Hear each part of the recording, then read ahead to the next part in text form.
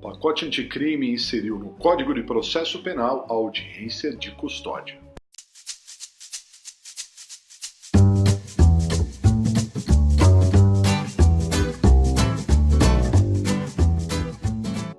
E para você que é novo aqui no canal, é uma grande satisfação que você esteja aqui conosco, né?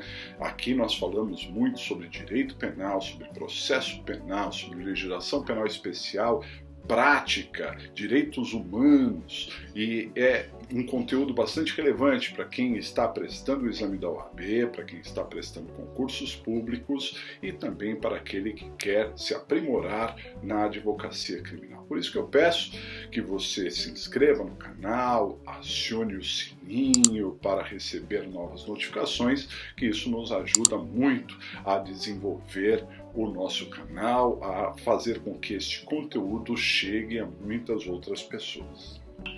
Pois é, senhores, a audiência de custódia, já que nos últimos anos tão famosa, né, quando o agente é preso em flagrante, ele é levado, né, à presença do juiz para decidir se mantém a prisão ou se concede liberdade provisória, não estava prevista no Código de Processo Penal, estava prevista apenas pela regulamentação do Conselho Nacional de Justiça. Quem nos acompanha sabe que em aulas eu disse que mais cedo ou mais tarde a audiência de custódia faria parte do Código de Processo Penal. Agora faz parte. A Lei 13.964, de 24 de dezembro de 2019, o chamado Pacote Anticrime, alterou o artigo 310 do CPP para tornar obrigatória a audiência de custódia. O artigo 310, como vocês já conhecem, né, fala daquela questão da prisão em flagrante, em que em até 24 horas o delegado encaminha ao juiz a cópia da prisão em flagrante. Agora, o artigo 310 tem uma nova redação. Acompanhe. Diz o artigo 310. Após receber o auto de prisão em flagrante, no prazo máximo de 24 horas, após a realização da prisão, o juiz deverá promover audiência de custódia com a presença do acusado, seu advogado constituído, um membro da Defensoria Pública e um membro do Ministério Público. E nessa audiência o juiz deverá. E aí, o artigo 310 continua dizendo: inciso 1º, relaxar a prisão em flagrante; inciso 2º, converter a prisão em flagrante em preventiva; inciso 3º, conceder a liberdade provisória. Mas a obrigatoriedade da audiência de custódia não está apenas no caput, está na criação de novos parágrafos, que o artigo 310 tinha apenas o parágrafo único, agora tem diversos parágrafos. O antigo parágrafo único passou a ser parágrafo 1º e, além disso, foram acrescidos outros parágrafos. Parágrafo 2º. O juiz, ao verificar que o agente é reincidente ou que integra organização criminosa, armada ou milícia, ou que porta arma de fogo de uso restrito, deverá denegar a liberdade provisória com ou sem medidas cautelares. Ou seja, trouxe uma proibição da concessão da liberdade provisória nesses casos específicos, né? Foi reincidente, já não vai ter direito à liberdade provisória pela redação do parágrafo 2º. No parágrafo 3º, há uma norma que obriga realmente a audiência de custódia. Diz lá: a autoridade que deu causa, sem motivação idônea, a não realização da audiência de custódia no prazo estabelecido no caput deste artigo responderá administrativa, civil e penalmente pela omissão. E o parágrafo 4º diz: transcorridos 24 horas após o decurso do prazo estabelecido no caput desse artigo, a não realização da audiência de custódia sem motivação idônea ensejará também a ilegalidade da prisão a ser relaxada pela autoridade competente, sem prejuízo da possibilidade de imediata decretação de prisão preventiva. Quer dizer, aí a prisão é ilegal, mas pode decretar prisão preventiva? Essa questão ficou meio estranho.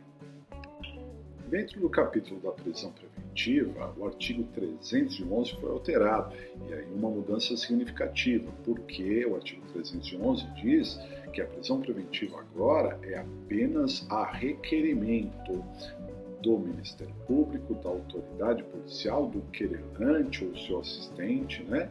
É isso tanto na fase de inquérito quanto na fase judicial, ou seja, não há mais prisão preventiva decretada de ofício. O pacote anticrime também deu uma ênfase muito grande à necessidade de fundamentação da prisão, né? E além disso, disse que não é possível a prisão preventiva como uma forma de antecipação do cumprimento de pena. Isso está no artigo 313, parágrafo 2º. Não será admitida a decretação de prisão preventiva com a finalidade de antecipação do cumprimento de pena ou como decorrência imediata da investigação criminal ou da apresentação ou recebimento da denúncia. Né?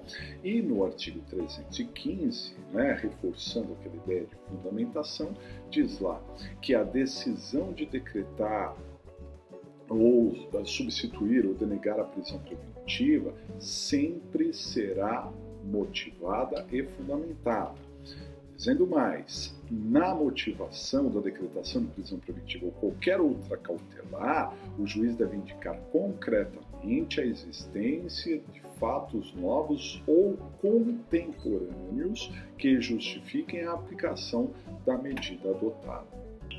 A prisão sempre necessitou de fundamentação, isso está na Constituição Federal, mas agora está bem explícito na lei a necessidade de fundamentação. Olha o que diz o artigo 315, parágrafo 2º. Não se considera fundamentada qualquer decisão judicial, seja ela interlocutória, sentença ou acórdão, que, primeiro, limitar-se à indicação, à reprodução ou à paráfrase de ato normativo, sem explicar sua relação com a causa ou a questão decidida. 2. Empregar conceitos jurídicos indeterminados, sem explicar o motivo concreto de sua incidência no caso. 3. Invocar motivos que se prestariam a justificar qualquer outra decisão. 4. Não enfrentar todos os argumentos deduzidos no processo capazes de, em tese, infirmar a conclusão adotada pelo julgador. 5. Limitar-se a invocar precedente ou enunciado de súmula sem identificar seus fundamentos determinantes, nem demonstrar que o caso sob julgamento se ajusta àqueles fundamentos. 6. Deixar de seguir enunciado ou súmula, jurisprudência ou precedente invocado pela parte, sem demonstrar a existência de distinção no caso de julgamento e a superação do entendimento. Outra mudança interessante foi no artigo 316, que criou o parágrafo único.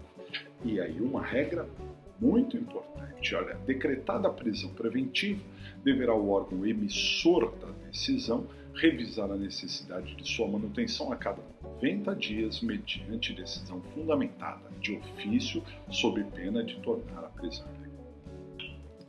Essas foram mais algumas mudanças trazidas pelo pacote anticrimes. Um grande abraço para todos vocês. Até a próxima.